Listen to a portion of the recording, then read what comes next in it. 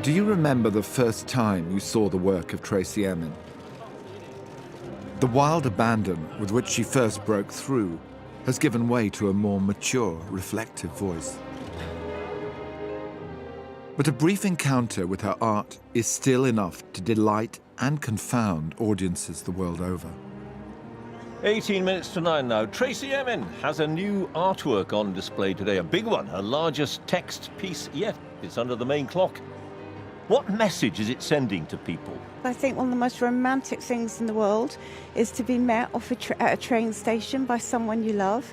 I just think, not that it's hardly ever happened to me, but I imagine it was really a really wonderful feeling, like something out of like a novel or something, you know. So who is the woman behind this painfully honest confessional work? And does she still have the power to shock and inspire that she did when she first came to our attention 25 years ago? There are at least 3 Traceys, to my mind. There is the Tracey that you encounter when you meet her. And then I think there's the Tracey that for a long time was presented to us in the media. I'm the artist here from that show, from the sensation. I'm here, I'm drunk, had a good night out with my friends, and I'm leaving now. And then there's the Tracey that you see in the work, whilst her personal history is a source, it's not the explanation. I'm hardly the mad girl that I was. You know, everything's sort of settled down a lot. Apart from my energy and my mind inside, I'm like, you know, I feel like I'm going to spontaneously combust. And how I release a lot of that energy is definitely through the painting now.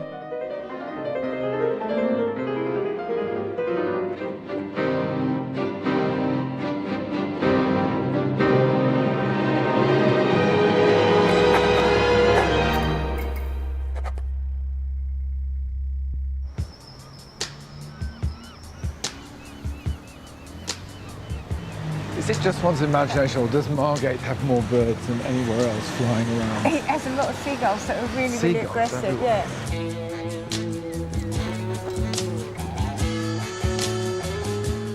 It's June 2018, and I'm receiving a tour of Margate from its most famous daughter.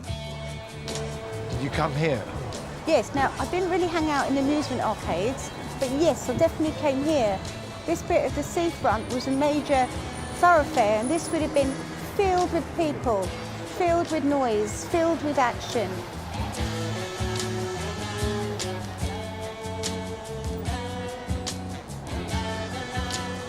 All of this would have been neon all the way along, and I'd like to see it all have to come back by law.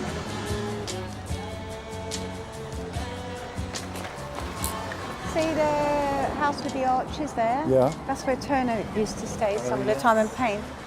But he used to stay with his mistress down near Turner Contemporary. It's pretty amazing, though, isn't it? It is. But you can see the grandeur of it all, how it would have been. Yeah. But I think it's all coming back, which is a good thing.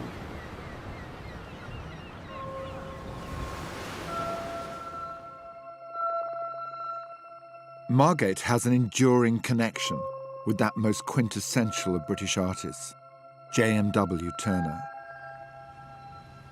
This is where Turner grew up and returned to again and again in later life. The town received a new lease of life when the Turner Contemporary Art Gallery opened almost a decade ago. And next year, Tracey is set to return to a state-of-the-art new studio where construction is already underway.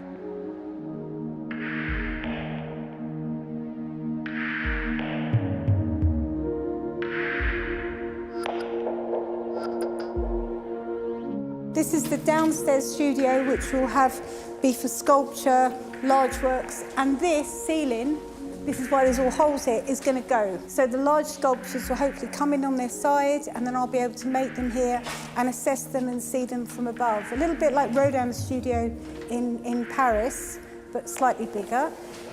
But you've got to use your imaginations here. Let's go down the stairs. This will be where some large finished works come, and we'll store them here, but I also want it like a beautiful garden.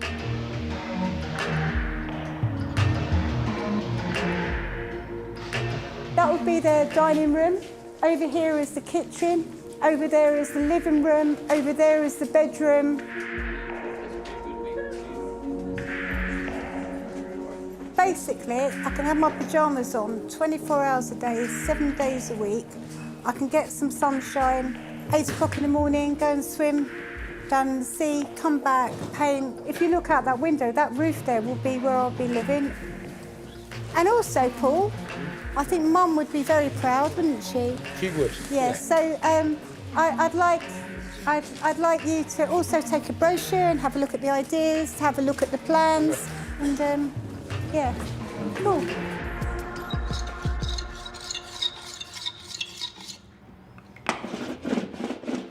Since breaking through in the early 90s, Tracey's ambitions have been evident from the very start.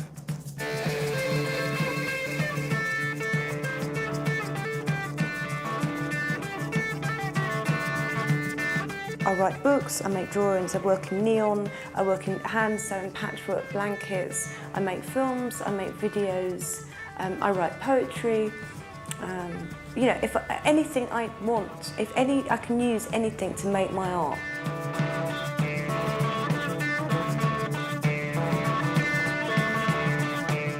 It's impossible to be neutral in front of Tracey's work. You can't sit and kind of just sort of, glance at it and wander on. It really does capture you.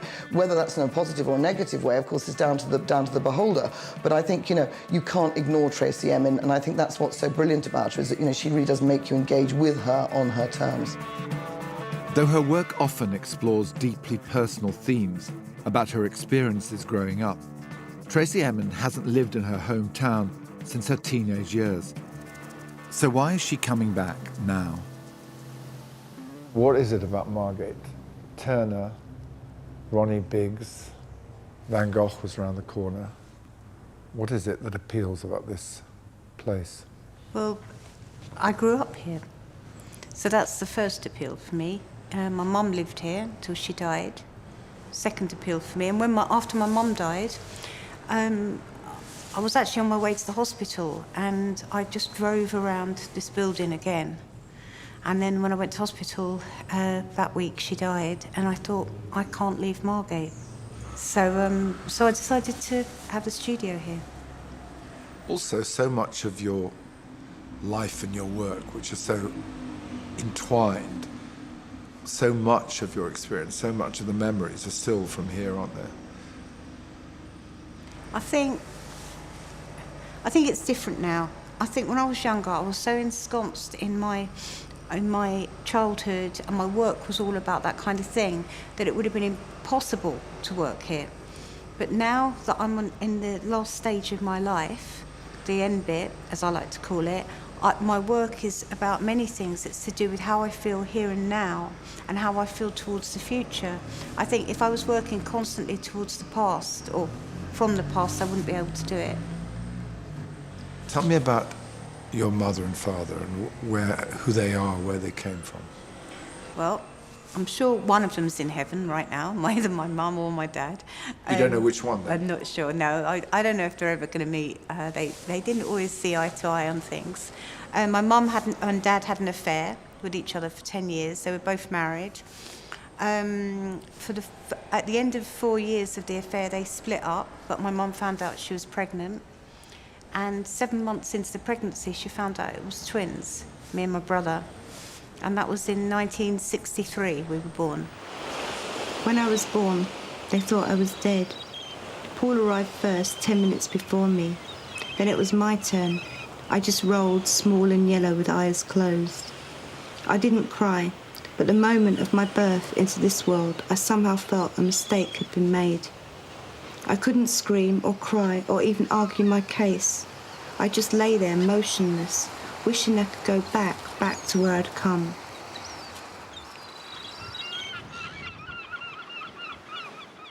Going back a bit, do you remember your birth?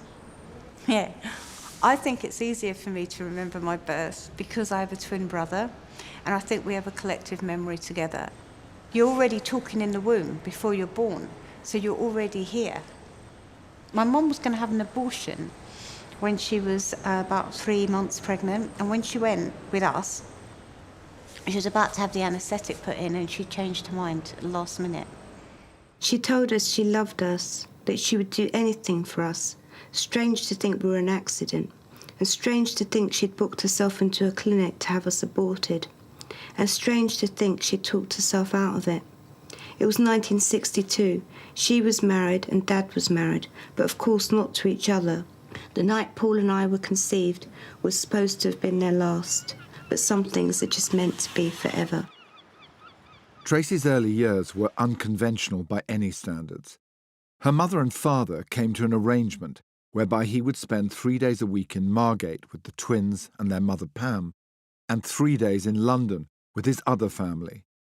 In 1999, as part of a BBC documentary, Tracey confronted her father about his philandering.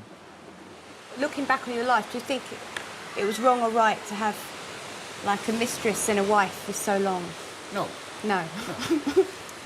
I enjoyed every minute of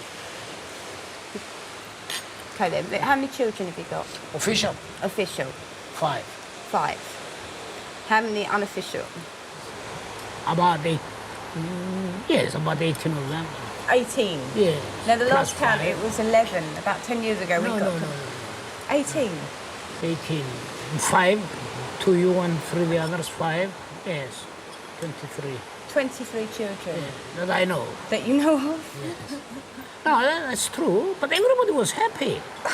Everybody was happy. In Margate, young Tracey grew up in her father's seaside property, Hotel International, a successful business hosting dozens of guests at a time. The hotel remained in her imagination for decades afterwards, inspiring one of her first career-defining works. The first blanket that sold, I was actually really crying. That blanket, a third of it was made from the blanket which I had on my bed when I was a little girl. And it also had a large piece of fabric on it from our sofa when I was 4 years old. And I think when you spend so long sewing, all the blankets end up smelling, which is quite weird. Don't ask me what of, no. Of like things being knocked of cigarettes or just of the life. You're dealing with textures and colours and tones, layering. I think what's brilliant is that they actually do from a distance look quite pretty. And then when people get close up, they have to read the unbearable truth.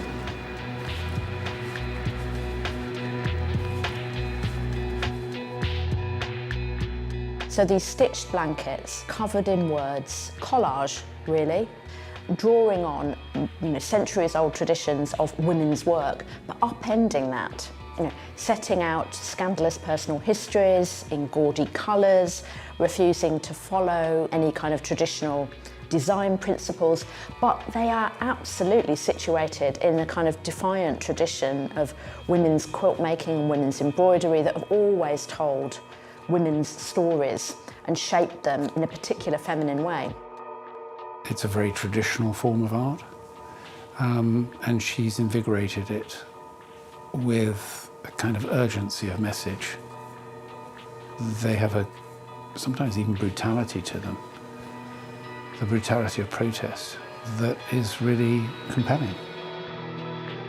For those early blanket pieces, Tracey used fabric from old furniture and clothing which belonged to her family to tell the story of her childhood with her parents. But their lives were to change dramatically at the beginning of the 1970s, when her father went bankrupt and returned to London for good. Hotel International was boarded up and Tracey's mother was forced to take the children to a squat round the corner. So we went from being incredibly wealthy to incredibly beyond poor overnight. And we ended up having to squat in the staff cottage and squat there. We squatted there for 7 years, me and my mum and my brother. Yeah, almost 7 years. And then my mum worked in hotels. She worked as a chambermaid and she worked as a waitress. She worked in nightclubs. So when I grew up, after I was 7, my mum wasn't around at all.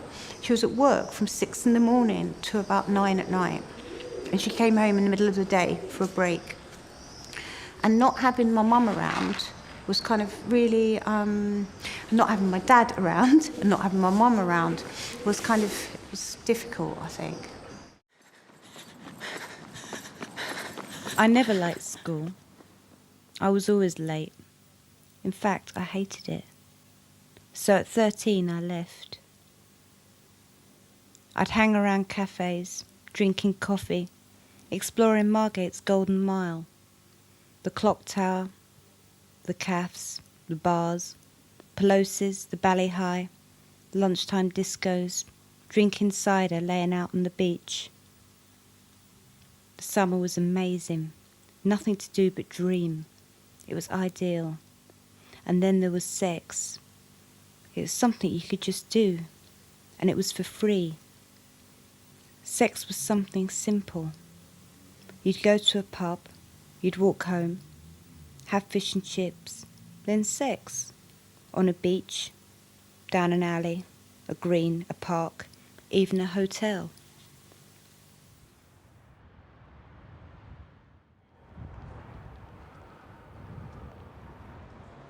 What's upset you most about the work that I've made? Because the things that sort of happened to you.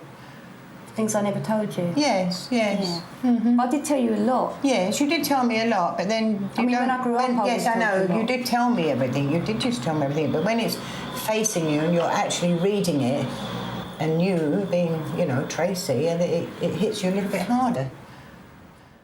But let's talk about the wildness and about what your life was like. The rape that was a critical moment in your life. Sexual abuse early on. It's quite funny. I don't know if the rape was so critical. That isn't what really affected my life. I think what really affected my life was what happened previous to that and what happened afterwards. Explain me that. Well, when I was a child, I was sexually abused, right? And that really does affect you.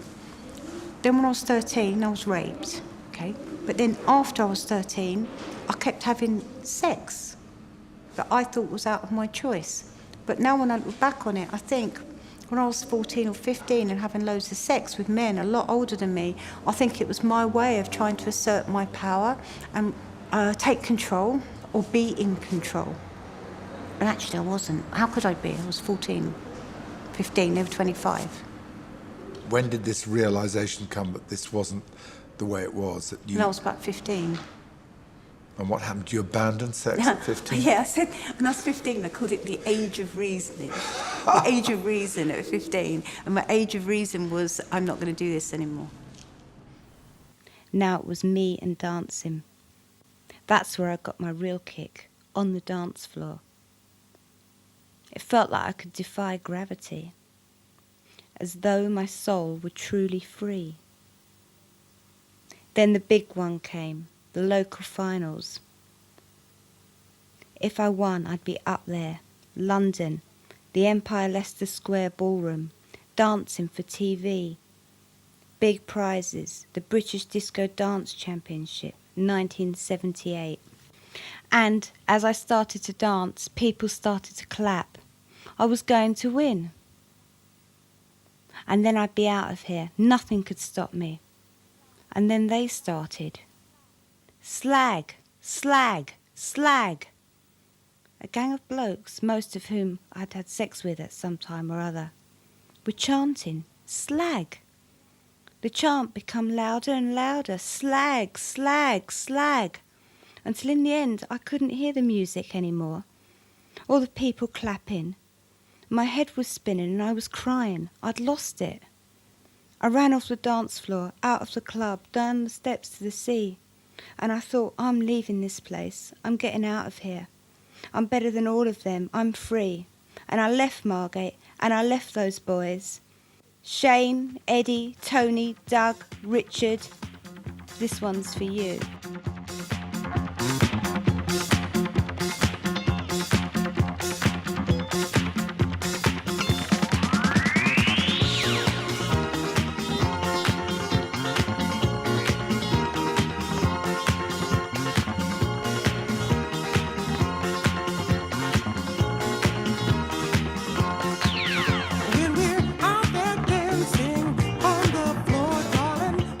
Keen to escape Margate, the teenage Tracey started working at the town's local sex shop for the meagre sum of £1 an hour. But after a few weeks there, she grew suspicious of her new employers. You weren't happy after a while in the sex shop, were you? Just tell No, me. they weren't very desirable people who ran. It wasn't just a sex shop they were running, and I didn't like what was going on. And what made you decide to write to the police? Because, Can I read it to you? yeah. Dear Margate Police Station, I am an artist, 16 years old. When the weather is good, I often go out sketching. Why they should want to hear this is beyond me. Over the last few weeks, I've noticed a number of young women going into Pillow Talk, the sex shop on Marine Drive. I do not know what is going on, but I am suspicious enough to tell you, and I think it should be investigated. Yours sincerely, Anonymous. This is the moment then. Yeah, no, but this is like, I thought that they should be investigated, and they were. So, you know, okay, all right, there was a few little lies in there, but essentially it did the job. But what I like about it, you're right, is that I've already seen myself as this artist, you know, whatever, and it's like a romantic idea of mine. It's a dream of myself, what I wanted, my projection and my future, and it was the correct projection, the correct future.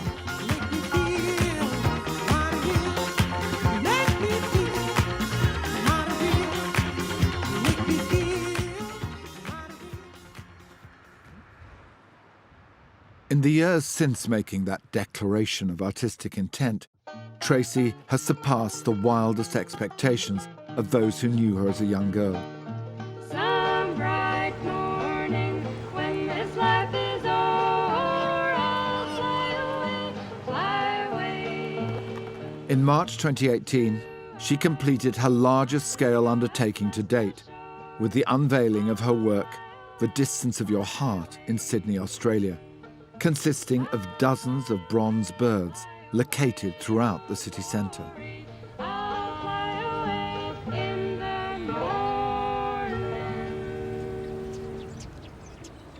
Where we are now is where distance was first measured by the settlers in Australia. And also, where we are now, before that, was an Aboriginal site where there were two rivers, and where the rivers met, they said, is where distant souls met. A lot of people think that souls are carried in birds, or birds carry other people's souls. The whole thing makes sense, it's nice. Birds have been a recurring motif in Tracey's work for 25 years.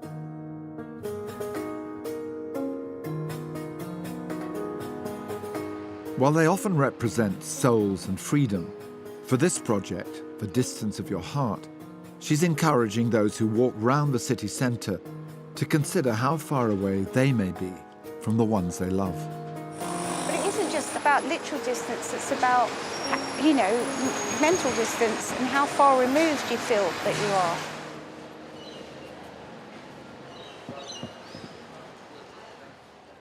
The public project isn't the only reason Tracey's come to Australia. The birds also feature in a small exhibition, likewise called The Distance of Your Heart, alongside recent neon and painting work.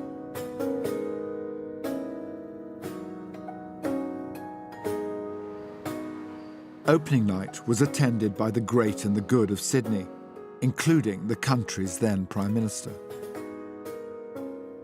Unlike the temporary exhibition, though, the birds dotted round the city centre are destined to be a permanent part of the fabric of Sydney. That one? I see the two little ones over there. Yeah. It's very hard to see in the light, so it better here. That's brilliant, though, with the Department of Education. Yeah. That's so great. Oh, but there's some over there. Those are pigeons. This project has been intense and immense. Harriet goes to the foundry in the morning at 7, change all the fixings on the birds and the legs and all the welding. Make it a 4-point fix, so it's sturdier. Time frame, when do you leave it? Time frame will be tomorrow. So. Harry's my creative assistant at the studio. He's worked for me for 9 years. He's very sensitive. That's why he's my creative assistant. Harry knows that birds have to be at certain angles, or their heads certain angles, or the legs certain way. Then he'd come here and place the ones in the day that they could place. Yeah, grab that one and bring it to the left, towards you. Stop. And then the nighttime ones would be on the cherry picker. So it was kind of, he was working like an 18-hour day, really.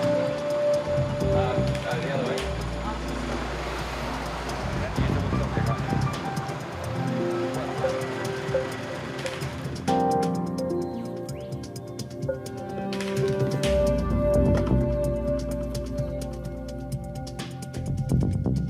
That's all. That's it. That's all, folks. Bye-bye, birds.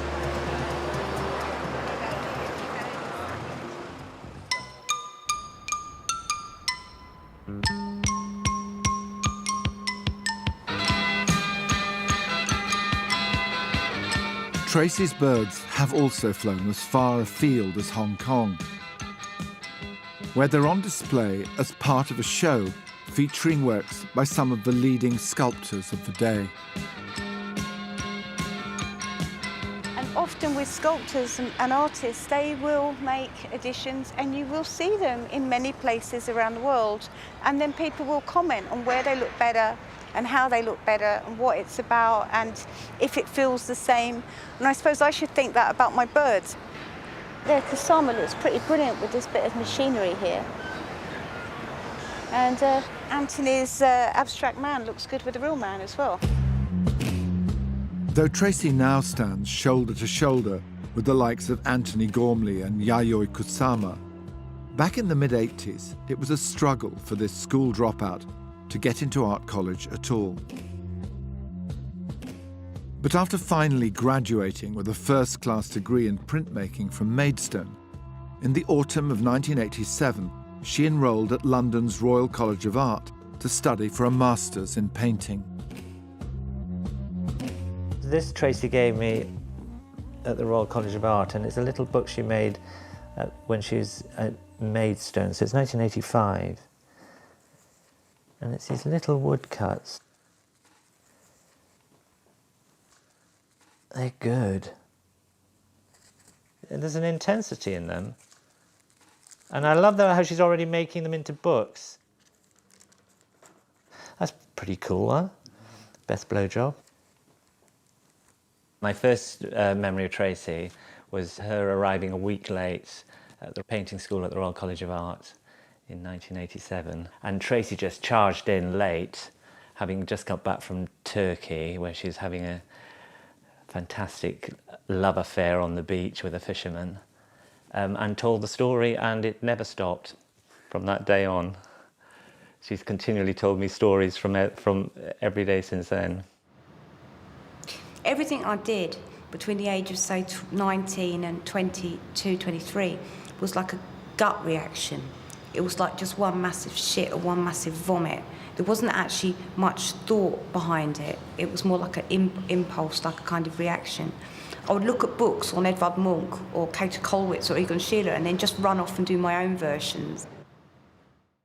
I think it's completely understandable that she reveres Egon Schiele and Edvard Munch because they were artists, okay, they were male artists, but they were artists whose subjectivity dominates their art. I mean, so emotionally charged, so poignant, so tender. They are art about expression, they are art about emotion, and it comes through, it permeates the look of the work, everything about it, and that's very similar to her. Egon Schiele had such a strong sexual drive, but he was only 28 when he died. But a lot of his energy was sexual energy, and I think when I was young, I was propelled by sex, definitely, without a doubt.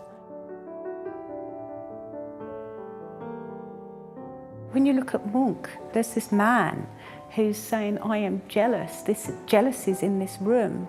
It's killing me. I'm ripping my heart out. She destroyed me, he destroyed me, it destroyed me. It's kind of quite brave. Men don't do that now.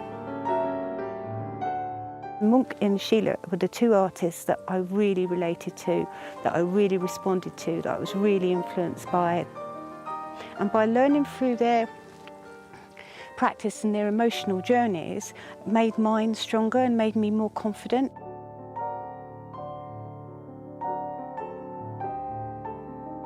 I think the extraordinary thing about expressionism is that it's about a raw energy and a raw emotion. Munch and Sheila were, in their own way, somewhat tortured souls, and that allows her to have a sympathy for and a feeling for that kind of uncertainty about where you are in the world, who you are, why your existence is important, and why you should go on living. At the Royal College, Tracey's paintings showed the powerful influence of these expressionist masters as she experimented with a recognisably Byzantine style. Is that where you were doing those sort of rather Byzantine paintings and stuff, which I hadn't tracked? That it's one of the things I missed out. Lots of people missed out on my Byzantine fresco Munch period. Yes, they did, funnily enough. I wonder why that was. No, it was when I was hanging out at the National Gallery. I lived at Elephant and Castle. I catch the bus to Trafalgar Square, and then I go down this early and I go into the National Gallery, do my sketches of the icons, look at the early Renaissance painting, go into college at about 11, and then start doing my Byzantine frescoes. That was the period that was really strong in my head, early Christian iconography. But to be at the Royal College of Art, or to be at the cusp of the cutting conceptual edge of the 1990s, there was just no room for me. It was a closed door. I used to try to explain to the tutors, that I'm not doing well enough, I'm not doing good enough, I'm too far behind. I thought I would have done more by now, and they didn't understand what I was talking about. They thought I was doing very well in a kind of patronising, you've done very well to get in, and you've done very well considering this, When I was saying, no, I need to make this massive intellectual leap with my work. And I wasn't saying that I wanted to leave behind what I loved. I wanted the alchemy of it. I wanted it to transform and become what I could see that it could be, which is what I do now. It's taken me 30 years. You can lead, Harry.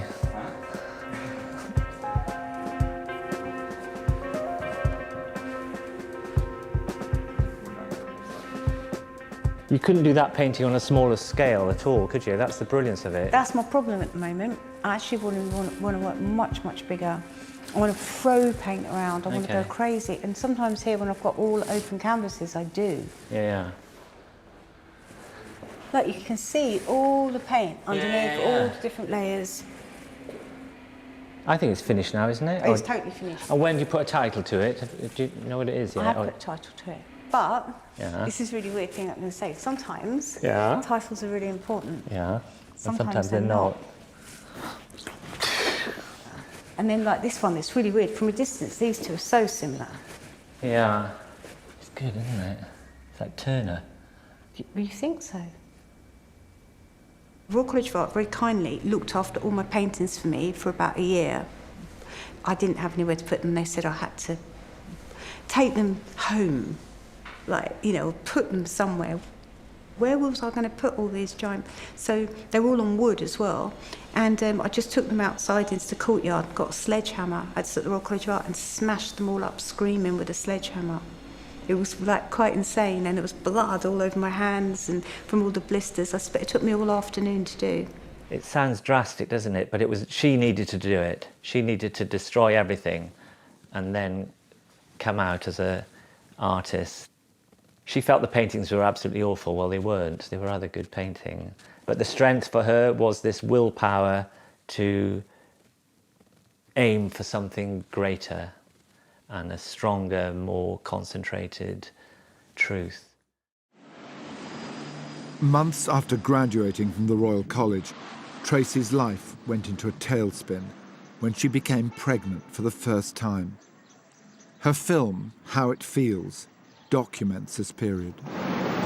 So by the time I actually got round to having my abortion, I was like 3.5 months pregnant. And you get a letter telling you what to do, not to eat, because you're going to have a general anaesthetic, and what to bring with you and things. And you're only going to be in hospital like 3 hours or something. And we came here, we had to be here at 9 o'clock in the morning, and we got here, and there was like there's a waiting room full of women, maybe 12 women, 15 women, and they take down your name and different things, and you have to fill a form in and answer questions. And there was maybe 15 women there, and I was the last person to be seen at 1 o'clock.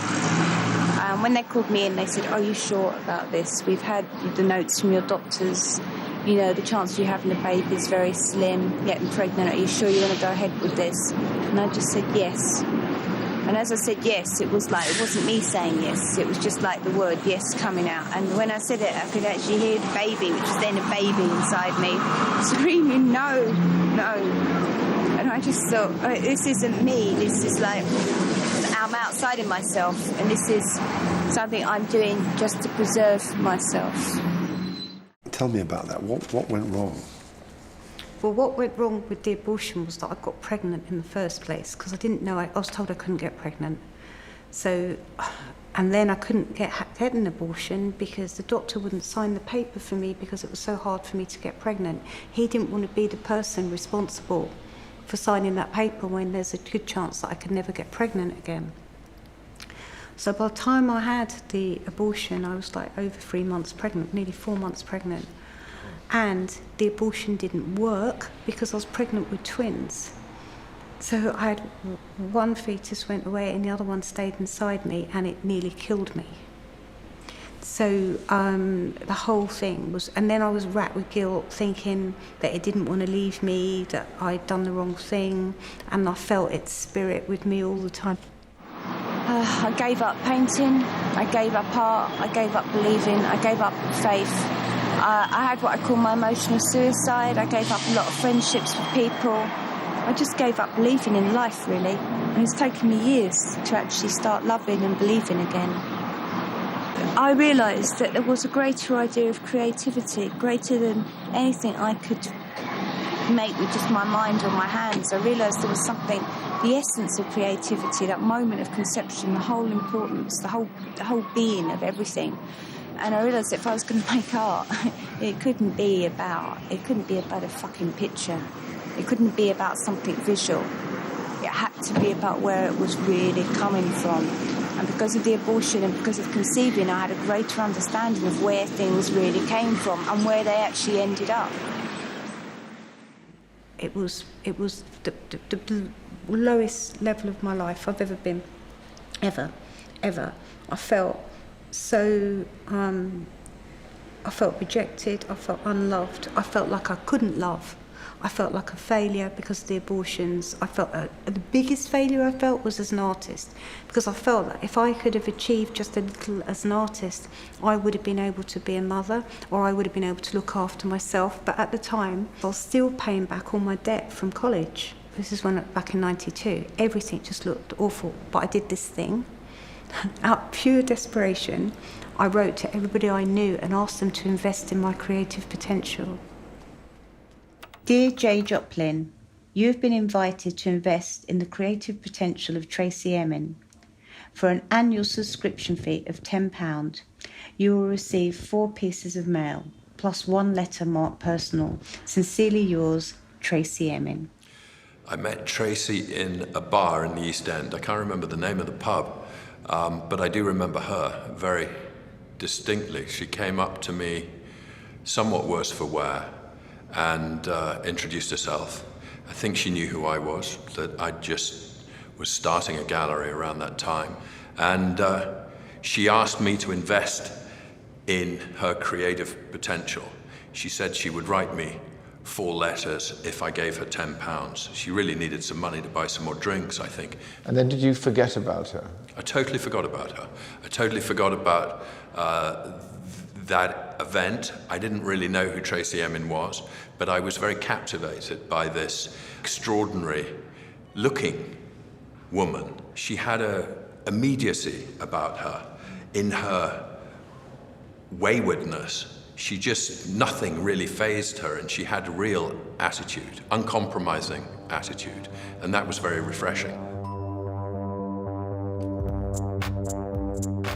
In the late 80s and early 90s, the British art scene was experiencing a renaissance as a group of young Turks from Goldsmiths College were busy reconfiguring the very definition of art. These students, who went on to become the Young British Artists, or YBAs, included Damien Hirst, Sarah Lucas, and Michael Landy. In the years after graduating from the Royal College, Tracey used to attend exhibition openings at galleries around London. But coming from a rival college, she had very few friends amongst the early YBAs. But thankfully, one young British artist took Tracey under her wing. Was she like that, Sarah?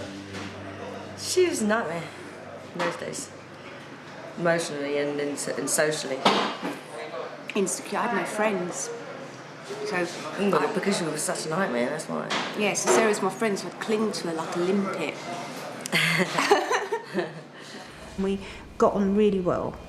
And Sarah then was looking for a new studio. She wanted me to share with her.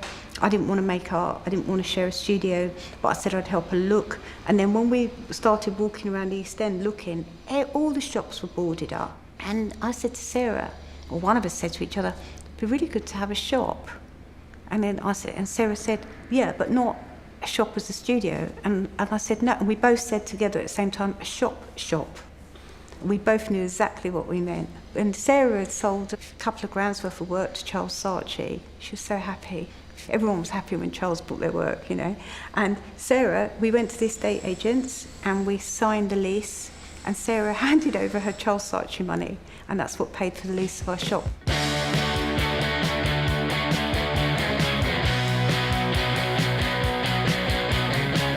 They were the classic couple in that they were very different. Sarah was very much an insider. When she went to Goldsmiths, she was in all the key early exhibitions. And I guess there was a kind of attraction there too, of some nature between them. There certainly was something that went beyond, you know, something intellectual or rational. So what do you have in common? What made you decide to work? Well, we both lost our, we've got one big thing in common. We both lost our virginity in Margate. We both lost our, yeah, that's true. Ken, yeah. Energy, we're similar. We're not similar, but we're... assimilated. We're ready to go. We're both ready to go. That's what we've got in common. Get ready, yeah, get ready, yeah. And they sold all sorts of paraphernalia, really, T-shirts, a suit that they'd made together, embroidered red birds on, I remember that, badges, ashtrays, ashtrays with Damien Hirst's face on the bottom of them. Dildos? I don't remember the dildos, but maybe you were luckier than me.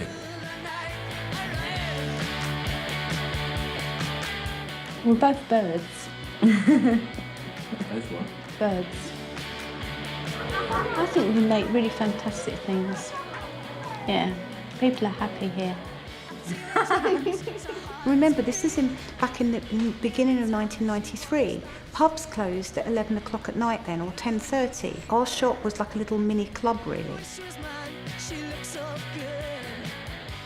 Before the shop closed in July that year, Tracey found herself in the early stages of a fledgling romance.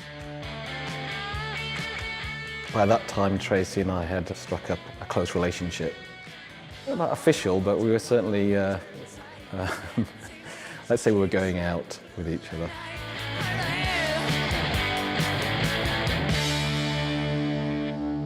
Carl and Sarah was at the time, such positive energy on me. So Sarah said to me, the only way you're going to make anything with your life is through art.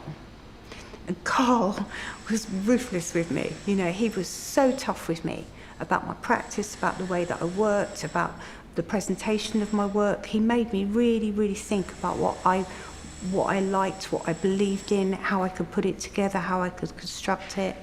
And so it was a combination, actually. Sarah, Carl and Jay, astrologically, if we'd have seen my star chart for 1993, it was like, whoa, this is going to be a really good year. Just a few months after the shop closed, Jay Jopling was about to make a further contribution to Tracey's burgeoning career. I told her I wanted to do an exhibition in this young, small project space that I was starting called White Cube. And I said, you can do what you want, but I want it to be something to do with this sense of immediate personal memorabilia. And she thought that this opportunity to show in London was probably going to be the only time she might ever show. So she decided to call the exhibition My Major Retrospective, 1963, the year she was born, to 1993, the year when the exhibition was to take place. I reproduced every single image that I'd done over the last 10 years, then sewed them onto tiny little canvases and put them on shelves so I could show people where I was coming from, what I was doing, what had influenced me. Each piece was like a family, and one of them I think was the most precious and the most seminal was my Uncle Colin, which was mementos about my Uncle Colin, and there was a text with it which explained his death, how he died in a car crash by becoming decapitated. A 30-ton juggernaut lorry pushed his car underneath a bus, Chingford traffic lights. And the thing which caught most people's, I think, imagination was a packet of Benson Hedges cigarettes that he was actually holding at the time of his death. I don't think we sold anything really from the very first show, but it became a very popular exhibition.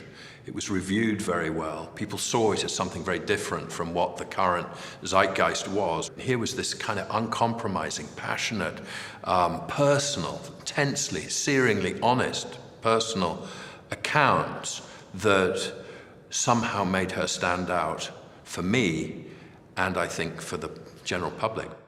Some people thought, unsurprisingly, the name Tracey Emin was some sort of invention. Yeah, people really thought, well, actually an anagram of my name is My Nice Art, for a start.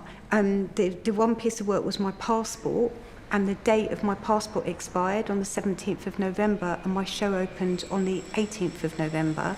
So people thought it was like a real conceptual spoof, They didn't really think that it was sincere or real. They couldn't believe that someone really had a life like that either. But it was all real, it was all sincere, it was all genuine. With a solo show behind her, Tracey's next move was to try and take on the States, where she embarked on a road trip with her boyfriend, Carl. Earlier that year, she'd written a book, Exploration of the Soul, about the first 13 years of her life, and her plan was to introduce new audiences to her work through a series of readings across key American cities. The readings were quite sparsely attended, and it wasn't really that surprising considering that Tracey wasn't very well known. But the story is such an incredibly moving, honest, brilliantly written that it never failed to have like a very strong effect on people. Paul stood in the smoke-filled hallway, smiling. I just lay there, quiet, on my back, with my arms stretched out towards the sky, constantly pulling my hands through the air, holding on to the invisible lines that I could only see. The strands that join every moment, past, present and future. The lines which join every part of human nature, from eternity to the stars.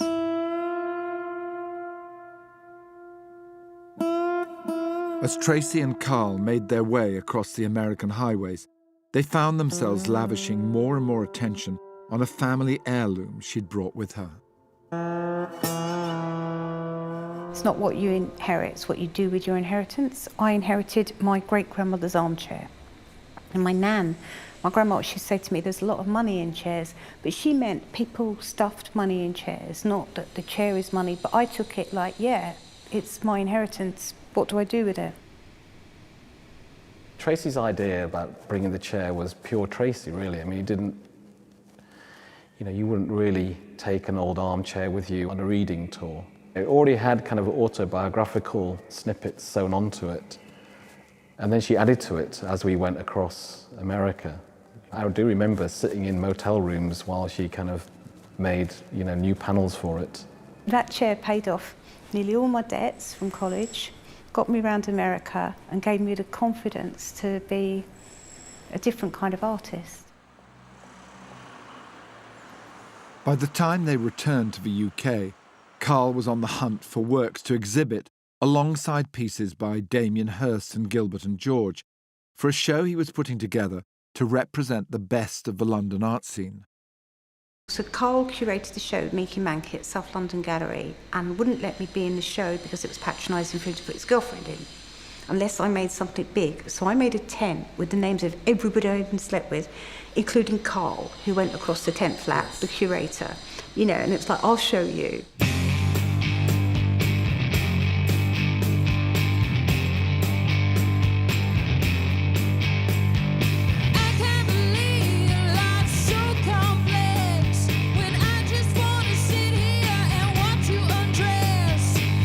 How many names were in that tent? 102.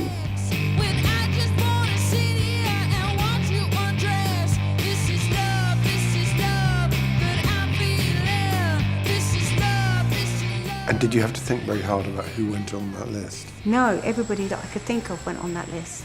And there's some people that were just like John Dash, and people say, oh, didn't you want to put his name in? I said, I didn't know his name. I never knew it. I only knew him as John. Some people I'd had sex with, some people I slept with, some people, it was about intimacy on all these different levels and all these different layers. And it was important. And the purpose of it was what? To connect, for people to relate to their own experiences? Is that what it was about? The tent was totally that. I wanted people to go in the tent and come out feeling completely different about themselves. Not different about me, but about themselves. And it worked. A lot of people then started to retrace their own history, who they loved, who they'd been close to, who they touched.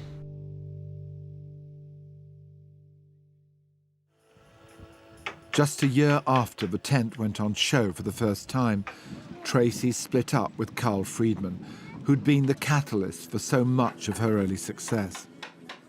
She documented the end of their relationship in her video work, Finding Gold. Whitstable, so beautiful. It's an oyster town. Oysters. Best fucking thing in the whole world. No sex. It's all the huts. My little hut's at the end. There's me. Oh, Carl must have filmed this, actually. Look. I actually look quite happy, even though I know at the time I was very, very sad. Why did things end between me and Tracey? No matter all the different things which were happening, which were fantastic, the successes she was having as an artist didn't seem to make any difference to this underlying unhappiness. And I remember that I'd brought that up with her mum, and her mum, who was very kind of pragmatic, down-to-earth person, said, oh, Tracey, oh, she's never been happy. She's never happy as a little girl, Carl. She didn't say it in a very critical way, she did it in a very matter-of-fact way. And she said that to me maybe a year or two or before we sort of went our separate ways, but it did stick with me. And yeah, made it very challenging to be with somebody who was always seeking something. That's me and Carl, the end of me and Carl, those little flowers there clinging to the wind. There's something so beautiful about wildflowers, the way they just grow anywhere. Hundreds of them, but happy. And there's the sea again. I mean, what was I thinking when I filmed this? I was filming the end of the summer, the end of me and Carl. But it's not the end of me and Carl. We've become the most fantastic friends. I'm lucky for that. I'm lucky because I'm a very lucky person. The people that I've become very, very close to in my life, I stay with forever. When I say I really love someone, I mean I love them forever. It's rare that I change my mind. The only way I change my mind is when I say I think I love you. But when someone is gold, I really love them. I love them forever, regardless, unconditionally, and they can't hurt me. That's me, flying.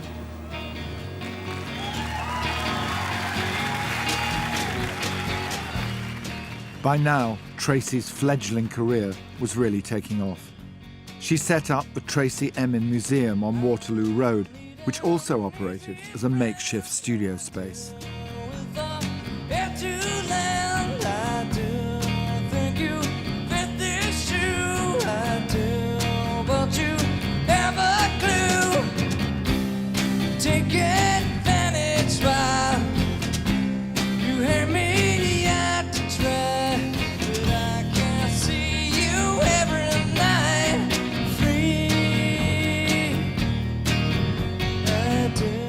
As international art collectors rubbed shoulders with bemused London schoolgirls,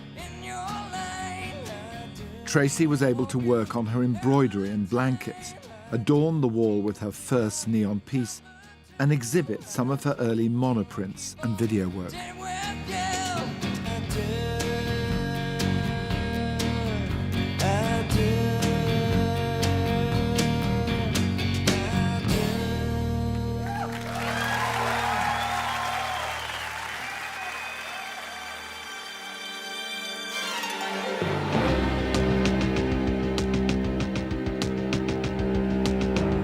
With her selection for the groundbreaking YBA show Sensation at London's Royal Academy, Tracey Emin was now gaining more and more public prominence as one of the most incendiary firebrands of the movement.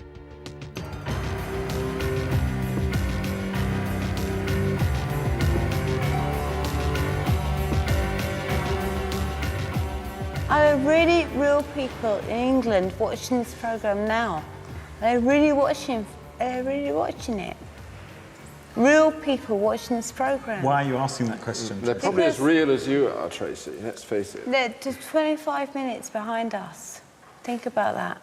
But Tracey's notoriety wasn't to become firmly lodged in the national consciousness until she appeared on a late-night Channel 4 show at the end of 1997.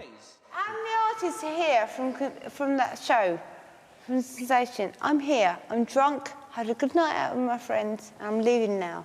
I'm going to be with my friends, I'm going to be with my mum, I'm going to phone her, and she's going to be embarrassed about this conversation. It's live, but I don't care, I don't give a fuck about it. I was sitting quite comfortably watching the television, and then suddenly I just turned it off. So I thought, that's not Tracey, it can't be. You people aren't relating to me now, you've lost me. You lost me completely. So you don't think it is a generational thing? There's nowhere when there's fucking mic on me now. I want to put it off. I want to be free. The debate took place the night the Turner Prize was awarded to fellow YBA Gillian Waring.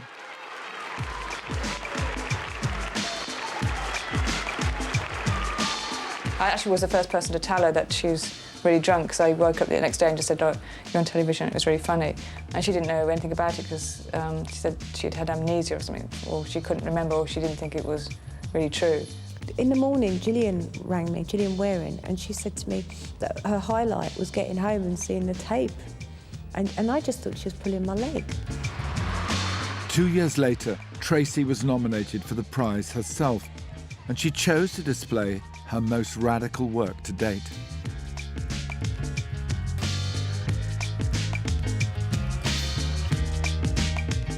Right, it's a filthy old bed with a dirty pair of knickers and one or two other things lying by it. Can you explain why it's good? Yes, I think so.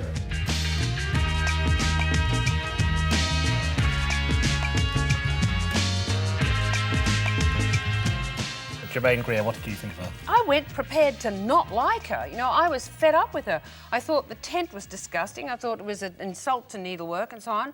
And I'd known about, you know, I already thought that her performance on television was unprofessional and so on.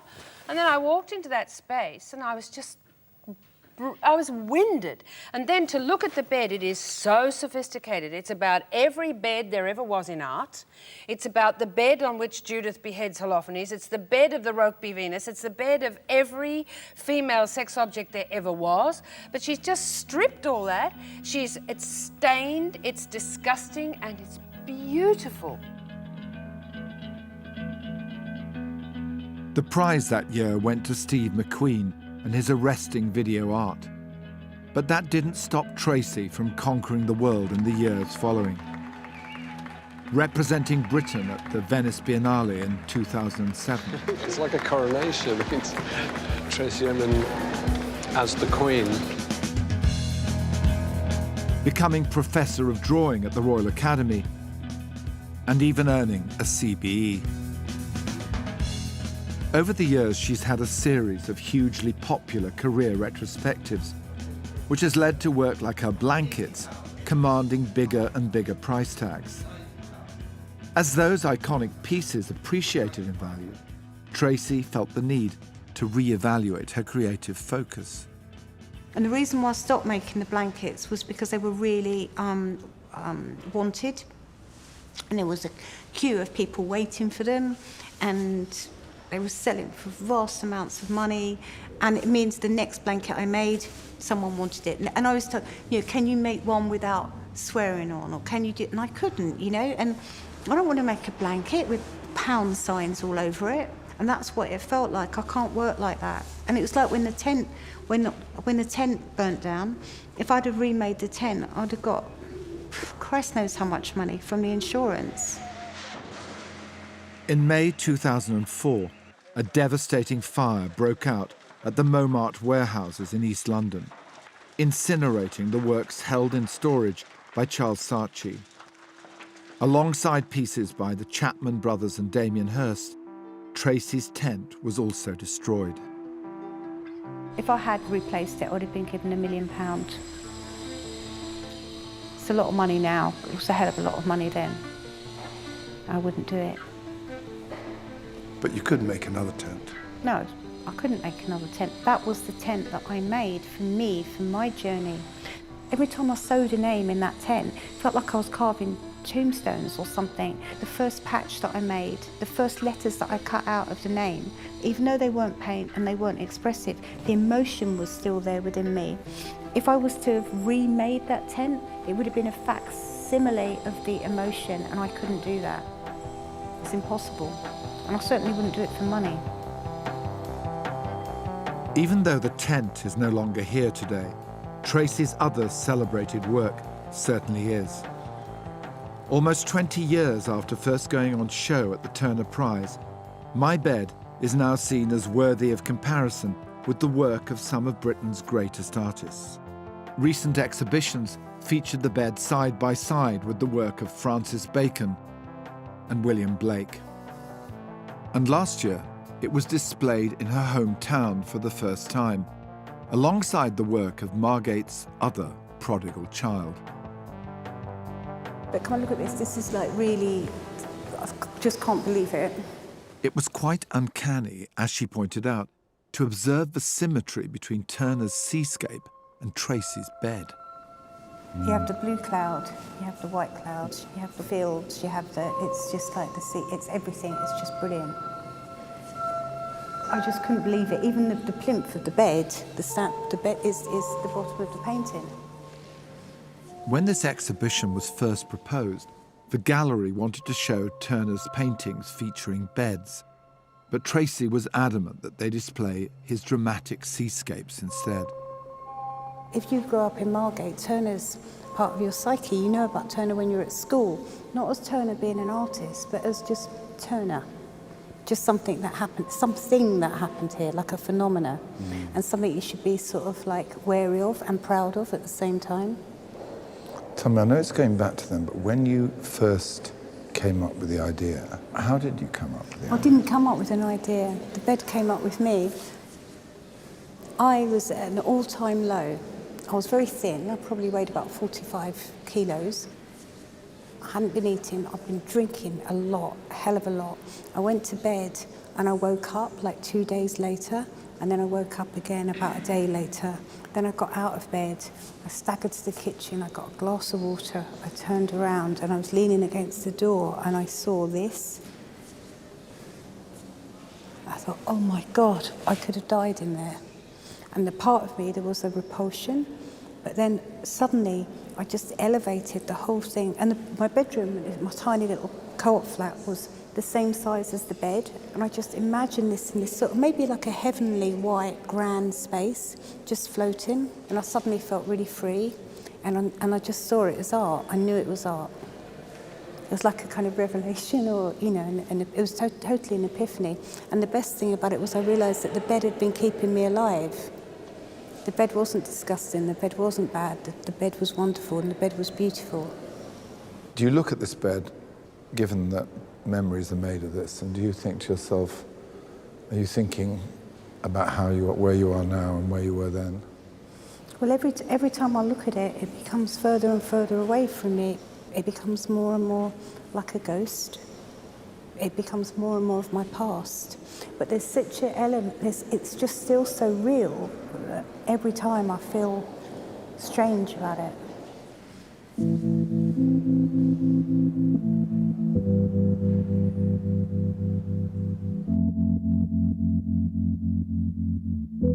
So your preoccupation has been sort of ghosts in your life. Is that true? I think the ghosts that are in my life, the main ghost is myself. And as for my mum and dad dying, or people I love dying, they're not ghosts. They're actually in my heart or soul, they're still people.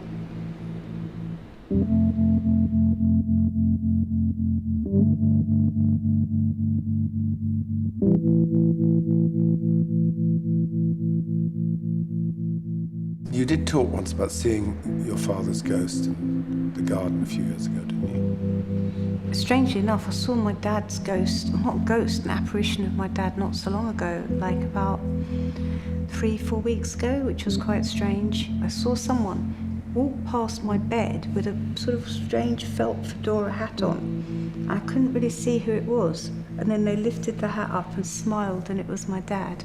And then they disappeared. It wasn't a dream, it was definitely like an apparition, with a sense of humour.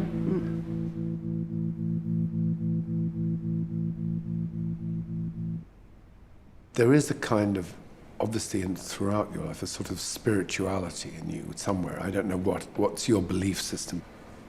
Well, I really strongly believe in the afterlife. I also really believe almost scientifically that there's different dimensions and different layering of time. So I think the 14-year-old part of me is walking somewhere right now. The 8-year-old me is walking somewhere. So when I talk about the ghost of myself or the ghost of ourselves, I think we live within a circle of time for ghosts. But you can revisit whenever you wish to. I'll revisit it in my work, yeah, if that's what you mean, this room. Yeah, exactly. Constantly. So when I'm painting now, I'm searching for something. I'm searching for a message. I'm trying to find out something.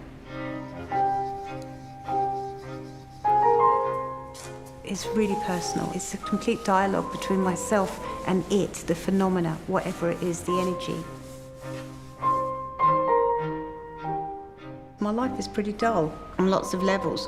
You know, I'm hardly like the mad girl that I was. You know, everything's sort of settled down a lot. Apart from my energy and my mind inside, I'm like, you know, I feel like I'm going to spontaneously combust. I feel like I just want to smash through walls. And often when I paint now, it's a real release of energy.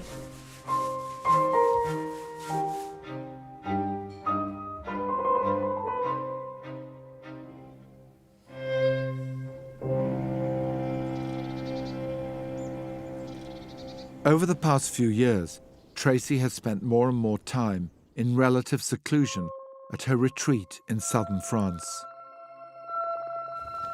Monks lived here. They must be so pleased you were coming. When I first came here, I was really scared.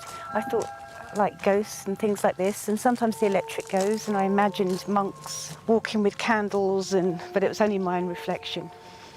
So this is my stone.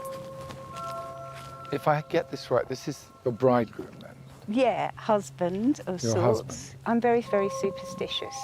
And a few years ago, I found this tiny box. And then in this tiny box, I found a silver ring. It didn't fit any of my fingers, and I put it on my wedding ring. And I thought, oh, it looks so sweet. And then I realised it was so unlucky. It would mean I'd never get married. So I thought, how can I deal with this? And I thought, I know, I'll get married. I thought, what can I marry really quickly? What do I like? What do I love? What do I love that's unconditional, that will always stay with me, never desert me? The stone. I love the stone. So I ran upstairs and I put some white clothes on and I just ran out here with my phone and I said, will you marry me? Yes, I'll marry you. And I touched the stone. I took some photos and I was so happy. It seemed like a mad thing to do, but it's empowerment. Instead of sulking, I'm like 50 odd or whatever, I'm on my own, I'm alone, I'm this, I'm that.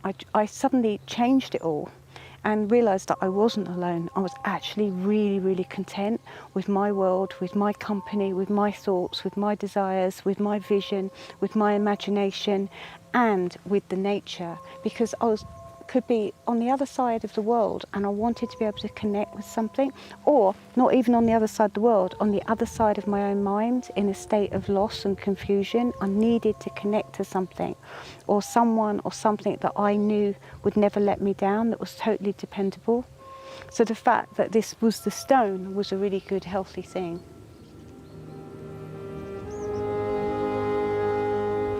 So this is the olive grove. The olive grove I really love because it reminds me of my dad. My dad was quite a character.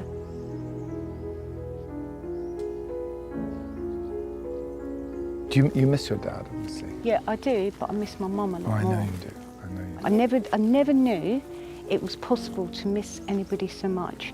It's nearly 2 years now, and I still cannot recover from this grief or this missing.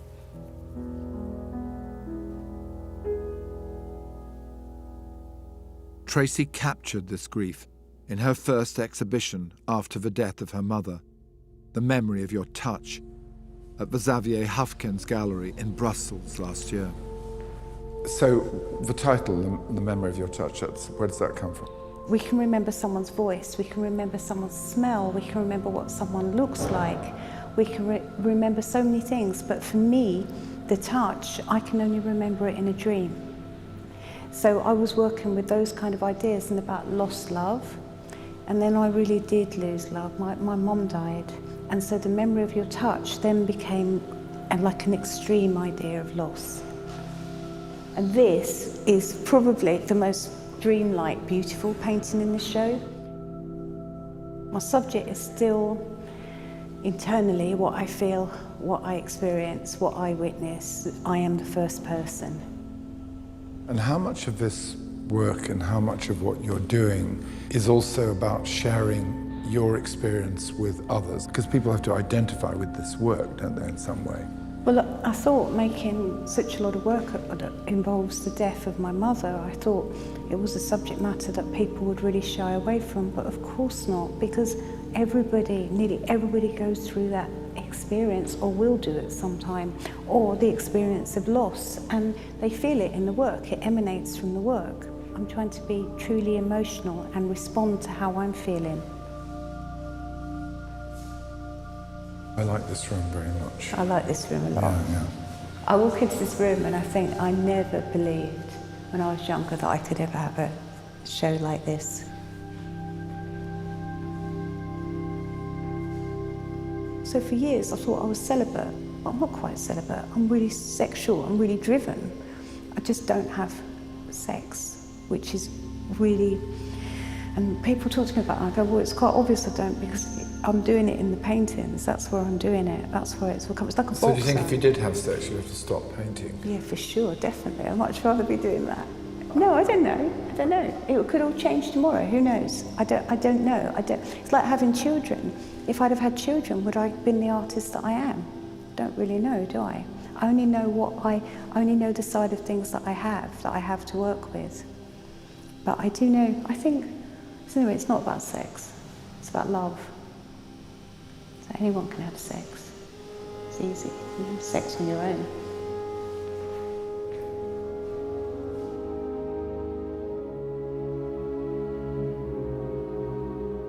Tracey Emin's work has explored this rich seam of human existence for 3 turbulent decades now, tracing the lines that connect our primal passions with our deepest desires in just about every medium going. It's a career that's taken her across the globe and back. But where on earth will it take her next? So where are you going? Are you going to France on the Eurostar, or are you going to Margate? I don't know, I can go to both from here, which is quite useful. Are you not going to tell me? No, I'm not actually.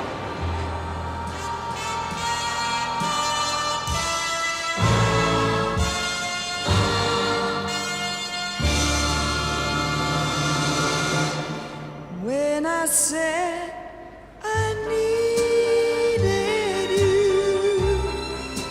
you said you would always stay.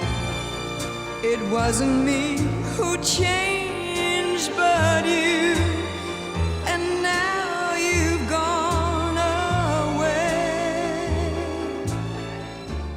Don't you see?